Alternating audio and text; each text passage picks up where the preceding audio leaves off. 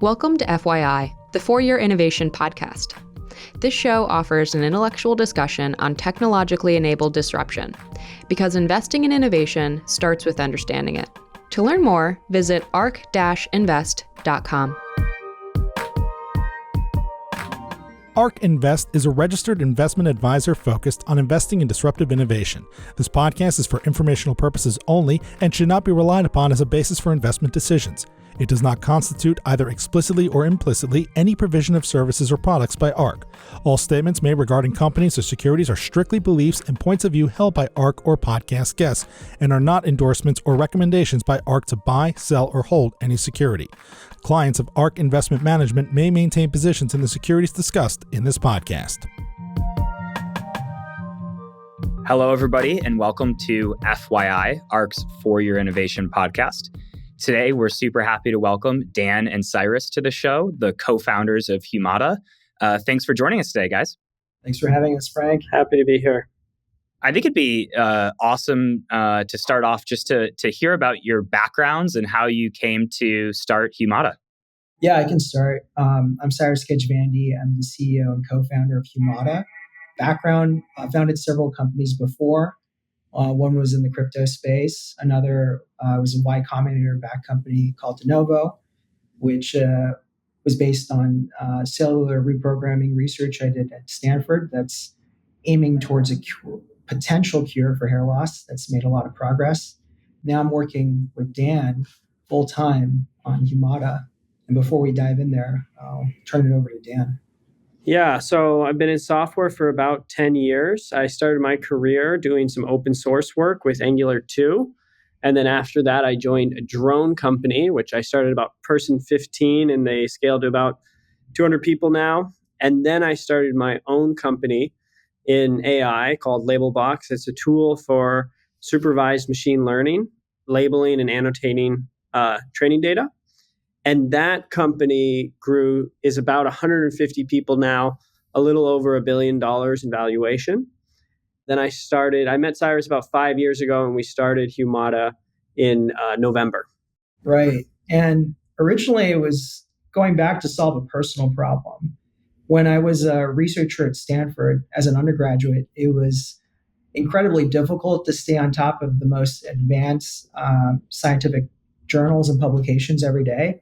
Not just for myself, but I've noticed across many different grad students, postdocs, and even PIs. And then the fascinating thing is, I saw that AI, along with Dan, was approaching expert level proficiency in reading and writing. So decided to combine the two to effectively be a way to get faster summaries and ask questions using natural language prompts with your documents. So effectively, we pioneered the chat with your document space to be able to ultimately reach the goal of accelerating scientific discovery. And the big problem that we noticed even before building it out is that on its own, AI has a truthfulness problem. It has a really high propensity to hallucinate. So in the earliest version of Humata, which you see today, you'll have a side-by-side comparison with your document or series of documents, along with a highlighted reference and citation. So you can fact check it on the spot, and then it becomes you, the user, individual, that is the ultimate arbiter of truth, where you get to decide and fact check on the spot so you can effectively guarantee correctness for yourself, where the answer is contextually based.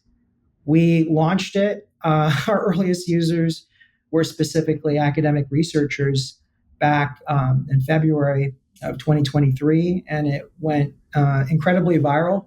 And now we have a plethora of different industries, use cases, and pilots reaching out to us that run the gamut from attorneys to R&D groups to customer call support centers. So I'm Brett Winton, Chief Futurist at ARC. It seems like the differentiating factor for you is actually being able to get the answer, but then also trace back to the document itself, so that you can validate that there's not a hallucination embedded in the answer effectively, or a confabulation, as they might say. does that lend itself to a certain set of use cases where people are really like catching on to using the product? Well, fundamentally, anytime you're making an important decision, you want to make sure that the important decision is based on something true. And so you want to be able to fact check the data behind that decision before making it. Got it. So what are some like tangible examples of how people are using it? Give me something meaty. Well, I would say like the other core differentiator is like the capability to dramatically expand the context window. Like you can ask questions across many different documents at the same time, right? This for us was personally very important, and it was really important for research teams. And now we're seeing like many different examples come about, especially we started with the legal space in one example, right? So we're currently working on something called Ask Every Page, which actually is part of our push for even deeper quality, right? And we find this is particularly important for attorneys that are reaching out. Some examples would be, for instance, like medical chronologies or Chapter 7 bankruptcies, right? What is a medical chronology? Like you basically have a plaintiff or a defense firm that gets a personal injury case, and they both need to create a timeline from the plaintiff's claimed injuries, and they have all these documents. And so with Ask Every Page, you have this capability to get the answer very, very thoroughly, where in most scenarios, just connecting to LLM would immediately drop that context. And those could be very, very important pieces of information. And I'll add two more examples of how other teams are using Humata. So one is for onboarding for challenging processes. We have a number of oil and gas companies that are basically sent out onto the field. They need to train about 2,000 people to go respond to different incidents. And when they get to the field, they have to make a decision based on 5,000 documents of what to do. And then when they make the decision, they have to reference why they're making that specific decision. So you can easily see how getting an answer that's referenced then supports making a better decision, getting people trained faster, getting them out into the field faster. And then the other example that we're seeing a lot of teams beyond lawyers, which Cyrus already talked about, is teams that are selling complex products. If you have 100 different products that have a whole bunch of different SKUs, different products assert to different things, you want to be able to give customers the right information. And then you also want to be able to reference to wherever that documentation for that product is. I'm curious, like maybe on the technical side, how you solve this context window problem. Like my understanding, and Cyrus, how you kind of described it is, a model will have a certain context window, like let's say 50 pages or 300 pages of tokens or words that it can fit into the context window. And then once you go beyond that, it kind of forgets things. How do you actually enable being able to search through thousands of pages of documents? Yeah, so the decision that we have to make, which is important, is what content do we include in the context? And that decision actually requires a certain amount of intelligence. So when we first receive the documents, we create various artifacts that we can then use in the decision process. And in that decision, we basically have an agent that's looking at the question itself. Let's say a user is asking for a summary. Well, then we're going to start looking at the summaries that we've generated of the files. If the user is asking for a compare and contrast between two different documents, we would pull some information from one document, some information from another, and then we would construct the prompt in a way that works for that.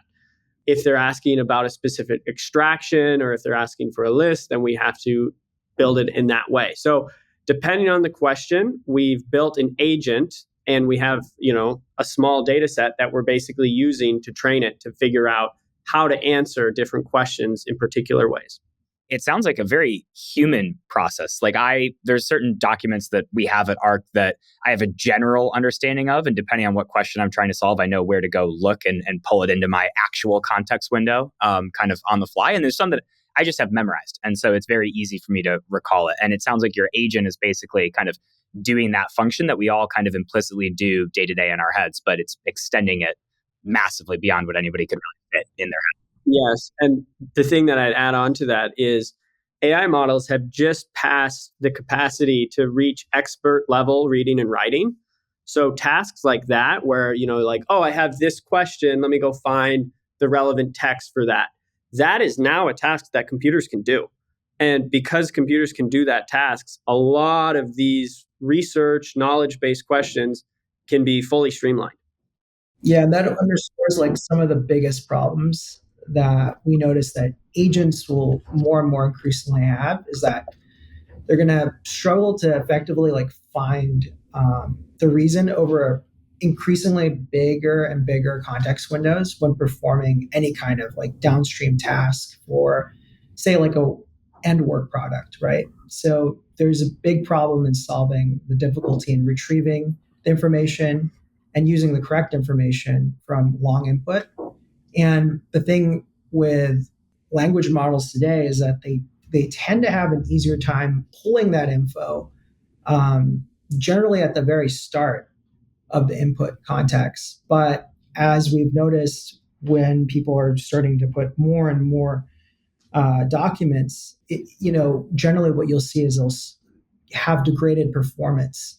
And so that's an active area of research that we're really focused on because we think that's where it'll make the biggest impact for enterprises. How do you even, it seems like the space is moving so quickly and the capabilities are increasing so quickly. What is your kind of like ability, like how do you guide your resources and development and thinking about kind of like providing a stable product for commercialization versus improving the product under the hood? What does that even look like from a decision and resourcing perspective inside a startup in such a fast-moving space? So we're having a lot of fun building in the space right now, and there's a lot going on. Predominantly, there's a few things to highlight. The primary one is we're building for our customers. So we're listening to what they're telling us, we're hearing their problems, and then we're building for those problems. What that does is that gives us deeper and deeper insight into what the core problem is and where we're getting hung up. What are the limitations of the technology and how is it being applied to a specific problem space? And what is, a problem with that? Or why doesn't it work? Or why doesn't it work very well? So that's predominantly our main means of navigation. And then I'll say also, it's like some of the other parts that we're adding into our equation is we're just seeing how the world is changing. And I think like the big trend that is happening is that we're moving towards AGI, where computers are able to accomplish more and more, and potentially at some point most of the economically valuable tasks. And how does that happen? And what does that look like when that does happen? And then supporting that in a way where it supports flourishing, because we have a lot of hard problems as a humanity that we're faced against, and looking at how that all plays out and how we can support it is part of what we want to do. It's part of why we're doing what we're doing. Seems like the way I think about your product to some degree, and this is true of all AI products, where imagine a very expert salesperson, technical salesperson, will be very familiar with the documents. They'll know what SKU to point someone towards because they've been through it all. Whereas like a new salesperson will come in and the customer will ask a question, the person will kind of flounder or give the customer the wrong advice. And so this is a way to essentially up-level kind of like the below average or novice salesperson. And so it seems like it's as long as you have like a good developed set of documents behind kind of the product. So it seems like your natural kind of set of customers is potentially people that are more tenured organizations where they have a lot of documents in place and they're trying to onboard people. And yet you're a startup. So that's kind of a hard set of people to get to. Is that something you've experienced? Like, how do you convince people to take you on board? Like an oil and gas company is not out there being like, I need the newest technology. So how do you get in front of those clients? Actually, Brett, that's a great point, because that's some of our earliest enterprise pilots that came in organically via inbound. So on a broad level, it's basically what it comes down to is knowledge transfer. And they're seeing how AI can augment and accelerate knowledge transfer from one department to another, or one generation of workers with extremely deep expertise, and how AI could augment that knowledge transfer to newer recruits. And specifically for that major oil and gas company in Europe, they came to us with a task at hand saying, hey, look, we're rapidly expanding. Our workforce is retiring. And with it, they're taking away this valuable skill set and domain knowledge and expertise that takes many years to cultivate and refine. And they literally have a 12,000 page manual, which internally they refer to as the Bible.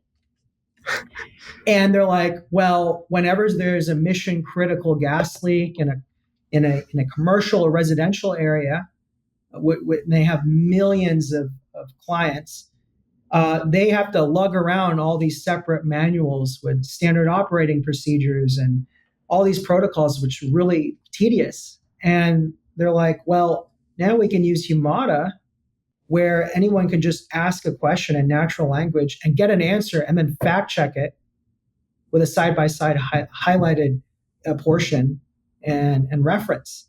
And it's something where the knowledge worker, the more experienced professional, can be there on the spot, like saying, yeah, that's right.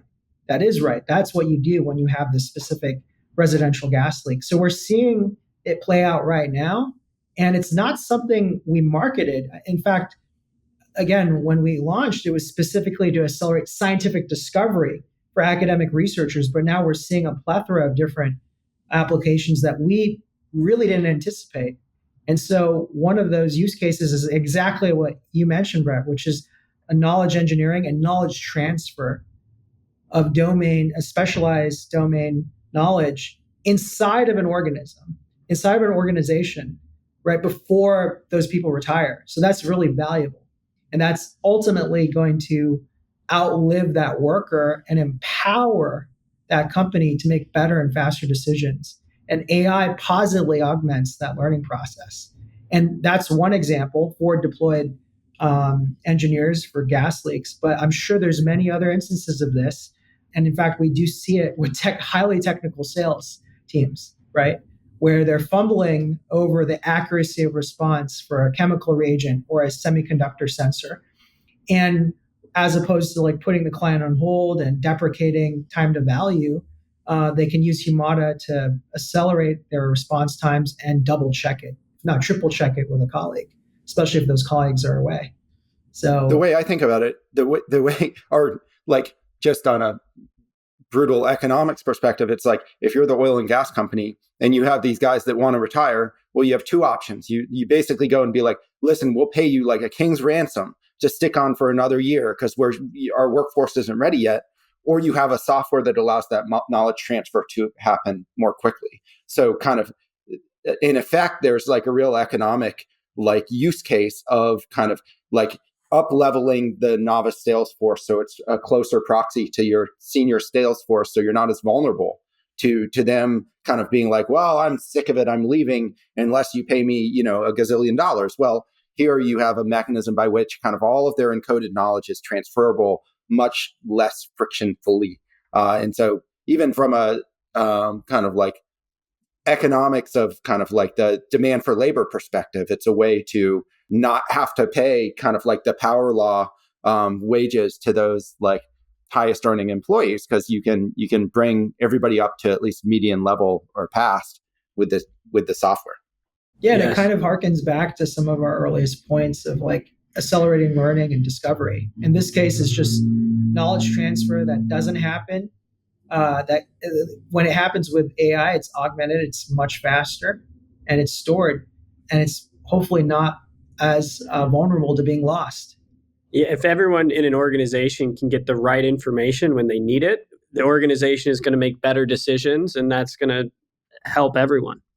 How has the rapidly changing foundation model landscape accelerated or shifted your own roadmap? Like thinking about OpenAI's Developer Day, we were just talking about the limitations of context windows, and now GPT-4 has 128,000 token context window. So how have you guys been as an AI startup building on some of this technology? How has it surprised you? How has it changed your approach? How has it commoditized anything you thought was going to take a long time to be accomplished? Yeah, I could start and then I'll turn it over to Dan. So right at the onset of pushing out Humata as essentially like a chat GPT for all your documents, we gave ourselves internally approximately like maybe 10 or 11 months before our launch date in February 2023, before OpenAI would even consider and maybe build out a rudimentary version of upload your docs. So we're thinking, we've always been thinking of the future and what we could do to enhance it in a durable way. And so chatting with all your documents with references is very important. For us, it's the first step to do something much bigger that's geared towards, removing all the mundane and tedious tasks of completing everyday work products. To touch on your second question, I'll relay it over to Dan with respect to context windows. Yeah, so the space is evolving really quickly, and it's exciting to build within the space because every week there's more stuff coming out and there's more new ideas and there's more inventions. Predominantly, what we're seeing in the OpenAI Dev Day is that they have a deep focus on assistance, and also that they've released a new product with inside assistance called Retrieval. And Retrieval does is it allows you to search through a limited knowledge base, which may be expanded in the future. And so for us, this is closer to where we are. And at the same time, we still have some space in what we're playing in. But predominantly what we see is that the landscape is moving more and more towards supporting basically the delivery of what people are working on. So we see that that's what's happening, and we see that there's a lot of motion for that. And actually, for a while, we've been planning and developing products within that space. We're not ready to announce those yet, but there is a lot going on. Yeah, and within that space, there's a lot of avenues for very a sharp specialization, and that's where a lot of the heavy engineering lift and product lift remains to be fleshed out. Seems to me it's kind of like, or at least the way I perceive uses of the OpenAI products within a lot of organizations, people have access to ChatGPT. They're kind of playing with it. It's not like kind of like formally constructed in any way. And probably like the marginal startup is more likely to be like, hey, I'm going to like try to like roll my own here to make something that's useful for me. Whereas like the point of differentiation for you and other startups, like I both believe the narrative that OpenAI's developer day like killed 1,000 startups, and it actually amplified the capabilities of 1,000 startups at the same time. As in, there's the increasing power of the underlying foundation model just makes kind of like the specialization and basically like packaging of what's capable with AI even more, potentially productivity delivering to the end user. And so I think that there's a kind of what's crazy about the AI space generally is actually there's tons of organizations that could use products today and get a lot better today. They don't have to wait for like a 2-year development time cycle. Like, in our use of Humata, it's very clear to me, like people could use this now and they could be much better. Right. And so there's actually no reason not to like begin plugging in and using these tools to, protect yourself against those like salespeople that are about to retire. And I imagine at the same time, there's like a kind of like a seed of anxiety in your gut. It's like, okay, well, what's OpenAI going to do next? How do we continue to differentiate?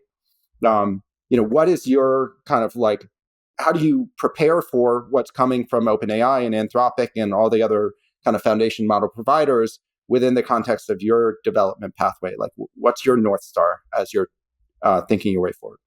Yeah, we can anticipate, we can assign probabilities to what we think their next moves are, But like a chess match, we always try to make the best move possible with what we can see and what we can, and assuming that they'd make the best move for themselves as well. And the amazing thing that we notice every day is that there's such exciting problems to be working on. And we have some things behind the curtain here that we're really excited to work on that we'd love to announce soon, that we think take it in a different direction, and more closely towards your end work product. And it builds upon what we already have established, because the core thing that you need is the capability to chat with all your documents. How do you differentiate versus, imagine I'm an enterprise and I'm approaching the problem and I'm like, well, I have all these documents. I know I could upload them through Humata and begin to chat with them, but maybe I should be rolling my own and fine tune a large language model on my documents. And then I have like an AI agent that just like acts as an agent of my enterprise. Is that like a valid comparison at all? And then what is the differentiation? Yeah. So practically what will happen is that they will initially find some success with that delivery process. The agent will be, set up, it'll start to get good answers, and then they'll start to feel happy. But then that's maybe about 50% of the way. And then there's this other 50% of questions that are more refined and they're looking for things more in particular. And then that amount of work, you actually need to start building off specialized pieces of infrastructure. You need to start creating new types of things. You need to start looking at graphs and other parts of the documents.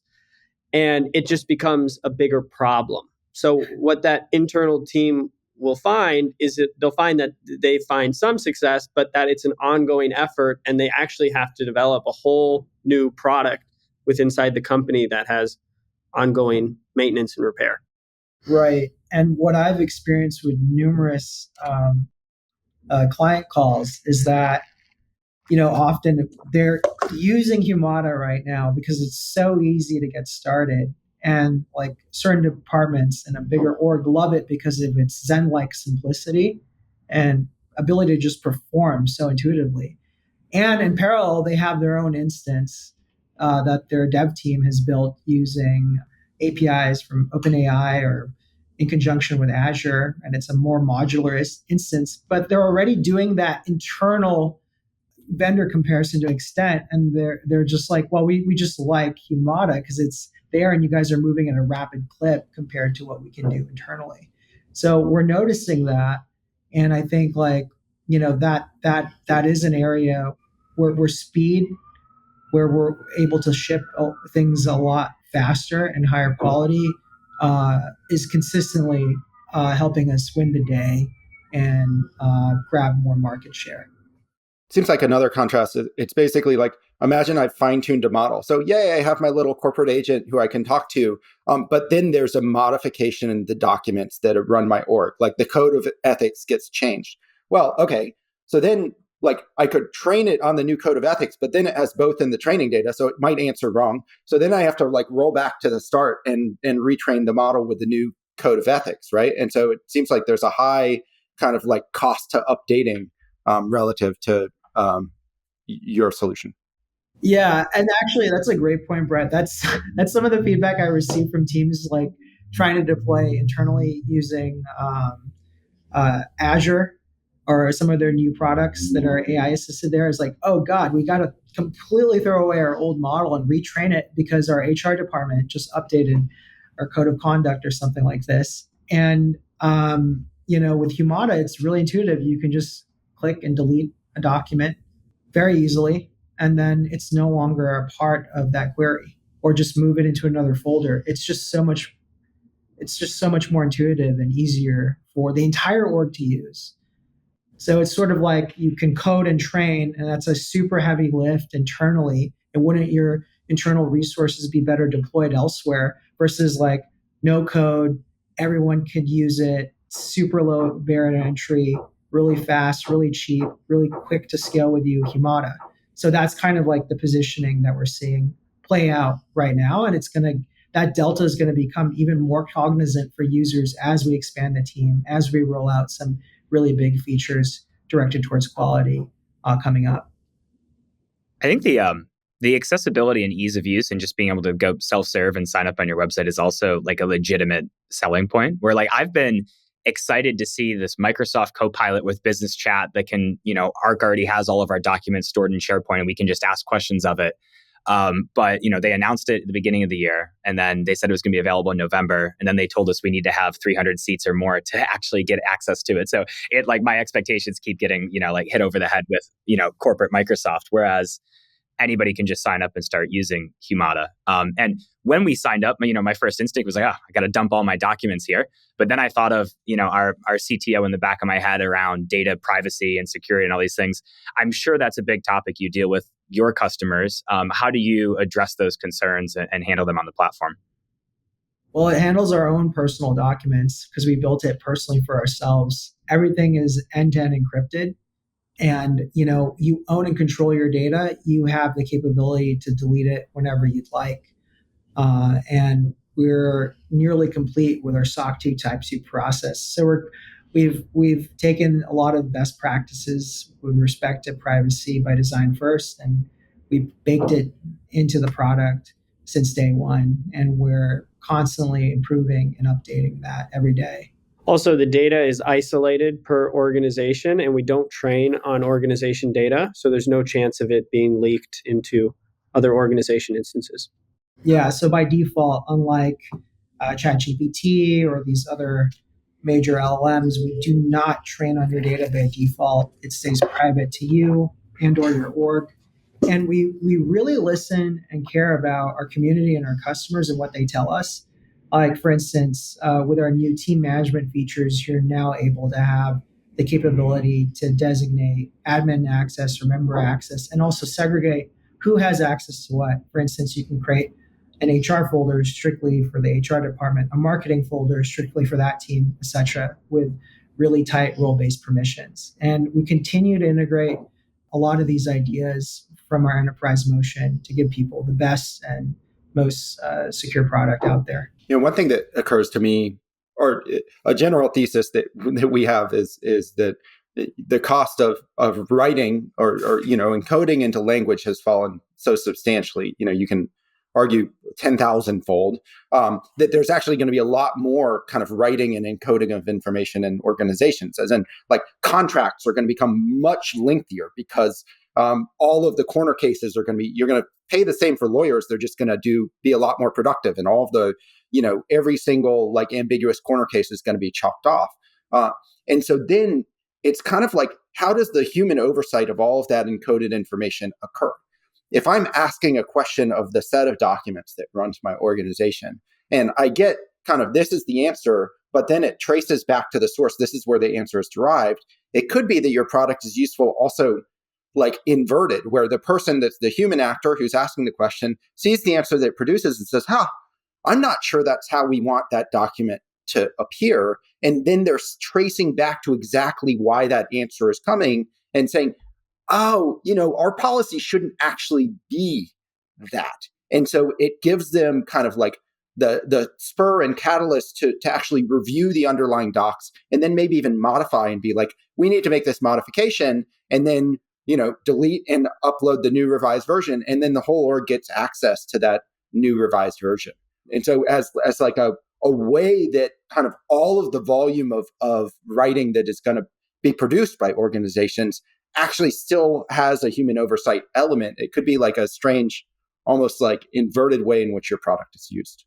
Yeah. And I mean, listening to that, it brings to mind how important the truthfulness problem is, because as LLMs generate more and more data, we certainly want to be able to slice through it and see where the ground truth is and where that came from. It's super important. Maybe I'm just dreaming of other product use cases now, but I'm wondering if you have an API and a vision to make the ability to search your corporate documents that are stored on Humata available anywhere. Like I was just thinking of, it'd be nice if I could search our documents from Teams and a chatbot in Teams. Have you thought about both making the search available in more places and potentially, like when thinking about updating documents, enabling not just reading, but also writing.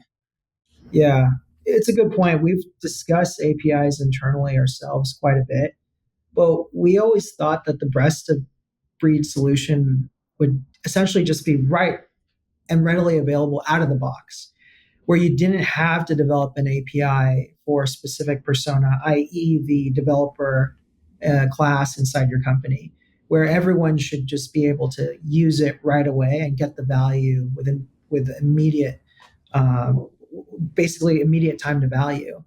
With writing, it's interesting you mentioned that. I use it to write right now. I use the expert version and I give it some prompts, and I ask it questions that are outside of the context of the PDF at times, just because I'm already in there working on several documents.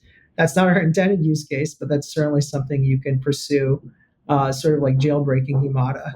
But yeah. Yeah, I feel that more integrations into more services where data is already stored is a kind of a clear next step for us. Yeah, I really like the idea of being of just being able to ask a general question, and knowing that you're not necessarily searching for a specific document and an answer from a specific document, but that the model can respond with the embedded knowledge of your organization as kind of the full context, even if it's not referencing a specific document. Yeah, and I feel like the point that surfaces is also important, which is that people are responding from their domain expertise and from the knowledge of from themselves and also their organization. And so as LLMs become more productionized, there will be more and more ways for them to connect with our personal understanding and our personal knowledge, and that will generate even more fine-tuned answers to who someone is individually. Once you have a customer signed, how do you track kind of like what's the KPI for that customer? Is it number of documents uploaded? Is it queries answered? Is it number of seats obviously matters, but also like at the individual seat level, like how do you think about like what behavior you want to see from customers to indicate you're succeeding? We try to define criteria of success before a pilot starts. Although one thing that we really closely look at is engagement, like just beyond like number of documents uploaded. Like, okay, or how many questions are they asking? How often? And are they getting the answers to completion? What's the quality of the answers? So it's something that we look at really closely, because that's where a lot of the hard work exists and remains to be fleshed out for making Humata even better. So that's where we really look at it. Like like we were just like slowly onboarding a company that does a ton of 10K analysis, and we see like, okay, which department, which person, which persona is asking a lot of questions, and that's usually a sign that it's very beneficial for them. The other thing I'll add is we're working on a tool set for organizations to look through this information themselves. They can see, okay, who in my organization is using Humata? What knowledge is getting surfaced quite a bit? What questions are they asking? And also I want to know what questions are they asking that they aren't getting their answers to? And then I want to be able to provide answers to those questions so that more and more people in my organization are able to receive the knowledge that they're looking for. So that's a tool set that we're also developing. Yeah, it seems like sometimes like organization documents are, call it like the language in the document itself is ambiguous. And so kind of often, you ask an officer, your your counsel or your chief compliance officer, you're like, what am I supposed to do here? And actually within the document that person's supposed to work off of, it's kind of like a gray area. And so they make a judgment call. Like using the tool to surface where actually this is not like very well defined within our org could be a way to like foreclose risk within the organization itself and like make processes actually standardized across so there's no longer kind of room for, oh, this person interprets it this way, and then another person in the same role interprets it a different way. Yes. And the one thing that I'll add on, which is just a cool technical thing, is since LLMs actually have a conceptual understanding of all these conversations, a lot of this type of alerting can also be automated where, hey, we're seeing some conflict or division around this certain policy, around this section, and we can surface that to a decision maker, and then they can dive in and resolve the issue. This is pretty cool. So yeah, it actually, that touches on the point where it can give actually like predictive analysis on what you could do to adjust your own internal processes or knowledge base, not just monitoring what are the most frequently asked questions or engineering very narrowly defined answers to them. It's that. Yeah, it seems like a very interesting data set for an organization to have access to of like what are my employees actually asking questions about, and where are we satisfying their needs and where are they not. And you like the simplest version is creating like a user generated FAQ of like the most commonly asked questions, but then you can also use those questions to improve kind of the base knowledge. This has been a super interesting conversation, guys, and I really appreciate you coming on and helping to give both your backgrounds and an overview of Humata. Is there any kind of final takeaway you want to leave our listeners with? I'd say the one for me is to come and try it. I mean, we've had millions of people create an account, and every time they come in, they say, whoa, like they are happily surprised with how well it works and for how many different use cases it has. And so to just come and give it a try and to see it for yourself is what I would say. Yeah, and like sharing your feedback, because for a lot of people, they're saying how much it's transformed their level of productivity and learning. And for us, learning those stories is not only really informative for our product roadmap, but it helps us shape the product to be better and better every day. Yeah, and my perspective is like, typically often I'm getting a document and being asked to be responsive to something, and it's inside the document. And so I have my own, have the PDF up, and I'm like scanning through subheads and like trying to find my way to the relevant section to then get to the thing I need to then be responsive to something. And so it just clips out that workflow and gets you to the spot you need, answering the question you need answered more quickly. Like that's the very practical kind of, it's like, how is gross margin defined in this 10K? And where does cost of goods, like, are they including depreciation and cost of goods sold here? And because sometimes companies do. And like, so getting to that answer in a 10K, you can either be very conversant with it, or you can try to like scan through it and like you're trying to read the notes, or you can just ask the question and it gets you the answer and then shows you where it's derived from. So it gets you right into the document where you need to be, and gets you the answer directly so you can understand the answer to your question. And so it clips out a lot of like other work you'd have to do and then gets you on with the actual meaningful like work that you're trying to do. Yes, exactly. Yeah. And we love it when people discover Humata as a brand new utility that didn't exist before, because it's one thing to tell them you can now chat with all your documents and get the answer. And they're almost apoplectic and it's like, what do you mean by that? But when they start using it, their visceral reaction is like almost like astonishment. Like I'm actually chatting with my documents and I'm able to get answers that I can verify that are based on the data inside my document. So it's sort of like unlocking a new superpower. So we're noticing that Humata is augmenting the way permanently how people comprehend, learn, and do their work every day. And that's what makes this very special, because we're just at the beginning of this revolution in the way people learn, educate themselves, grow, and get their work done every day. Awesome. I think that's a perfect place to end it. Thanks so much, Dan and Cyrus. Thank you, guys. Thanks, guys. Thanks, Frank. Nice Thanks, chatting. Brett. All right, thanks. ARC believes that the information presented is accurate and was obtained from sources that ARC believes to be reliable. However, ARC does not guarantee the accuracy or completeness of any information, and such information may be subject to change without notice from ARC. Historical results are not indications of future results. Certain of the statements contained in this podcast may be statements of future expectations and other forward-looking statements that are based on ARC's current views and assumptions, and involve known and unknown risks and uncertainties that could cause actual results, performance, or events to differ materially from those expressed or implied in such statements.